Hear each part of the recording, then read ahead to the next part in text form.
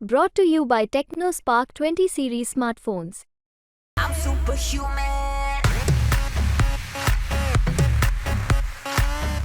नमस्कार, मी अभिजित करंडे. मुंबई तकमध्ये आपल्या सर्वांचं स्वागत आहे. तिसऱ्या फेजचं वोटिंग जे आहे ते महाराष्ट्रामध्ये सुरू झालेलं आहे. 11 जागांसाठी मतदान होतं आहे. आपण आता आहोत सातारा जिल्ह्यातल्या मिलिटरी अपशिंगे गावामध्ये. हे गाव खूप खास आहे कारण या गावातल्या किमान प्रत्येक घरामध्ये एक सैनिक आहे जो आत्ता वायुदल असेल किंवा नौदल असेल किंवा भूदल असेल यामध्ये काम करतो आणि त्याच थीमवरती हे पोलिंग स्टेशन बनवण्यात आलेलं आहे. एक मोठी रांगोळी इथं काढण्यात आलेली आहे ज्याच्यामध्ये जय जवान जय किसानचा नारा देण्यात आलेला आहे. माझ्या उजव्या बाजूला आपण जर बघाल तर इथं भारताचं भूदल आहे, त्या भूदलाबद्दलची माहितीसुद्धा इथं रेखाटण्यात आलेली आहे. आणि ज्या पद्धतीनं अख्खं पोलिंग स्टेशनची जी थीम आहे ती थीमच मुळात एका प्रकारे मिलिटरीची थीम सोबत ठेवण्यात आलेली आहे. हे भारताच्या नौदलाबद्दलची माहिती जी आहे ती इथं देण्यात आलेली आहे. आपण जर पुढे आलात तर आपल्याला बघायला मिळेल की भारताचं वायुदल त्याच्याबद्दलची सुद्धा माहिती लिहिलेले फलक इथे लावण्यात आलेले आहेत. उद्देश एकच आहे की लोकांना याची माहिती मिळावी, तरुणांमध्ये जागृती असावी, कारण की या गावामध्ये तशाही पद्धतीनं खूप मोठं आकर्षण आहे लोकांमध्ये वायुदलामध्ये किंवा सैन्य दलामध्ये काम करायचं. गावातील काही लोक आहेत आपल्यासोबत, त्यांच्याशी पण आपण बातचीत करणार आहोत. प्रशासनानं अशा पद्धतीची वेगवेगळी पोलिंग स्टेशन्स उभी केलेली आहेत. आपण सगळ्यांनी मतदान केलं का? मतदान केलं तुम्ही? हां मतदान केलं? मतदान लागला मतदान करायला? 5 मिनिटांत मतदान झालं, कारण आम्ही सकाळी सुरुवातीलाच मतदान केलं. हां, त्यामुळं लवकरात लवकर मतदान करून घेतलं आणि आता उर्वरित लोकांचं मतदान आम्ही 100% करून घेणार आहे. या गावचा इतिहास पाहिला तर आमच्या गावातल्या अनेक सैनिकांनी प्रत्येक वेळेस पहिल्या महायुद्धात, दुसऱ्या महायुद्धात, 65, 71 किंवा 61च्या सगळ्या युद्धातनी सहभाग घेतलेलं हे गाव आहे. या गावामध्ये आमच्या 800च्या वर आजी माजी सैनिक आहेत. 300 ते किमान आत्ता लोक आमची सैन्यात आहेत. खरं पाहिलं तर आज आपण अख्ख्या देशात जर उलटापालट बघितली राजकीय, तरी एवढ्या कित्येक वेळेस ज्यावेळेस इथं आमच्या इथं मोदी साहेब येतात त्यावेळेस आमच्या गावाचं आवर्जून नाव घेतात आणि या गावाला मोदींच्या विषयी अभिमान आहे. आणि त्या म्हणजे ज्या मोदी आवेशानं आमचं नाव घेतात त्या परी आम्ही त्यांच्याबरोबर आहोत आणि आमचं गाव 100%. हे पोलिंग स्टेशन जे उभं केलेलं आहे त्याची थीम सैन्याची ठेवण्यात आली. काय उद्देश होता? उद्देश हाच की आमच्या गावात प्रत्येक घरात 1-2 सैनिक आहेत. अख्खं काय असे आहेत की लोक सगळी जी जवान मंडळी आहेत ती सैन्यात आहेत आणि ही परंपरा शिवाजी महाराजांच्या काळापासून आज अखेर निरंतर सुरूच आहे.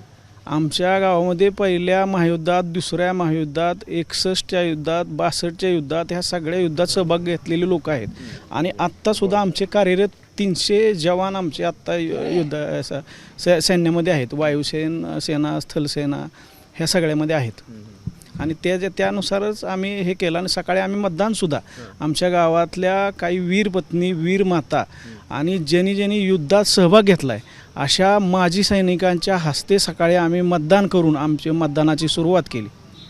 आणि आमचा प्रयत्न राहील की 100% गावातून मतदान झालं पाहिजे. 100% मतदान घडवून आणण्याचा प्रयत्न आहे. आपण हे पोलिंग स्टेशन जर बघितलं तर गावातलं एकमेव पोलिंग स्टेशन आहे. जवळपास 3,500 वर मतदान या गावामध्ये आहे.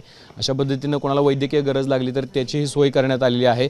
ही शाळा जी आहे ही इंग्रजांच्या काळात बांधलेली शाळा आहे आणि शाळेच्या थीममध्ये सुद्धा आपण बघतोय की इथल्या भिंतींवरती सुद्धा सैन्य दलाची जी चित्रं आहेत ती रेखाटण्यात आलेली आहेत.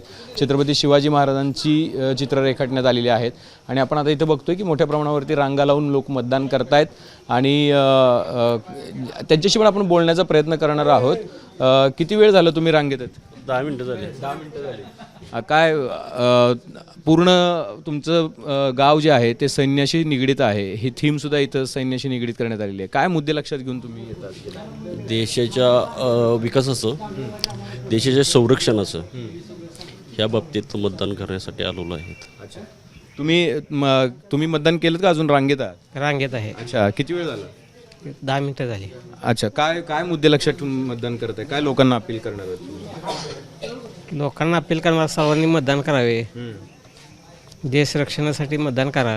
अच्छा, देश रक्षणासाठी मतदान करा. हे लहान मुलांना घेऊन सुद्धा इथं मतदानासाठी लोक आलेले आहेत. काय तुमचं नाव? काय नाही, देशाच्या संरक्षणासाठी लोकांनी मतदान करावं आणि योग्य ते उमेदवाराला आपलं वोटिंग करून निवडून आणावं. हेच बघा, उमेदवाराला वोटिंग करून निवडून आणावं अशा पद्धतीचा अपेक्षा जी आहे ती लोक व्यक्त करतात. काही तरुण बाहेरून सुद्धा आलेले आहेत, आपल्यासोबत आहेत. तुम्ही कुठून आलात? झालं माझं बोलणं. मी पुण्यातून आलो आहे. अच्छा, पुण्यातून खास मतदानासाठी? हो. अच्छा, काय मुद्दे लक्षात ठेवून मतदान करताय तुम्ही? एक तर देश विकास आणि दुसरं म्हणजे सैनिकांचं कार्य. अच्छा, आणि तुमच्या गावाची परंपरा लक्षात तुम्ही ठेवून यासाठी मतदान करता? हो हो हो. आमच्या सैनिकांचं संरक्षण कुठले प्रधानमंत्री करतील, त्यांना वन रँक वन पेन्शन कोण देईल, त्यांच्या सबसिडी त्यांना सवलती कोण देईल, तो स्थिर सरकार कोण देईल, स्थायी सरकार कोण देईल, देशाचा विकास कोण करील, या गोष्टीचा विचार करून आम्ही आलो मतदानाला. इथं कोण कुणाला बंधन नाही आमच्या इथं की कुणी करावं, कारण सगळे आमचे सुशिक्षित आहे. 100% गाव सुशिक्षित आहे. 1949 साली राहायचं हायस्कूल इथं निघालेलं आहे. आमच्या गावातला एकही माणूस ग्रॅज्युएट नाही असा नाही, सगळे ग्रॅज्युएट भेटतील तुम्हाला इथं. असं गाव आहे. अशा पद्धतीने आपण महिला सुद्धा आहेत आणि बुजुर्ग व्यक्ती जे आहेत, वृद्ध व्यक्ती जे आहेत, त्यांना मोठ्या प्रमाणामध्ये प्रायोरिटी दिली जाते. या आजी पण आलेल्या आहेत, तर त्यांना प्रायोरिटीनं पुढं नेण्यात येतं आहे. रांगेमध्ये बाकीचे लोक उभे आहेत आणि अशा पद्धतीनं हे सगळा पोलिंग स्टेशन जे आहे ते उभं करण्यात आलेलं आहे.